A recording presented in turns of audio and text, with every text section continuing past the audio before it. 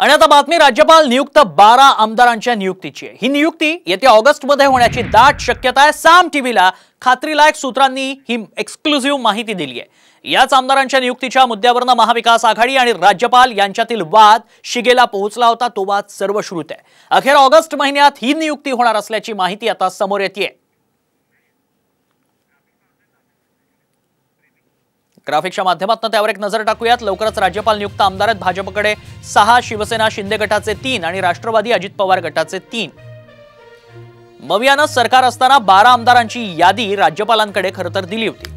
तत्कालीन राज्यपाल भगतसिंह कोश्यारींनी कोणताही निर्णय त्याबाबत घेतलेला नव्हता आणि त्यावरनं बरंच राजकारण रंगल्याचं पाहायला मिळालं। तत्कालीन राज्यपालांविरोधात सुप्रीम कोर्टात तक्रारही करण्यात आली। पाय उतार होईपर्यंत कोश्यारींनी कोणताही निर्णय याबाबत घेतला नाही।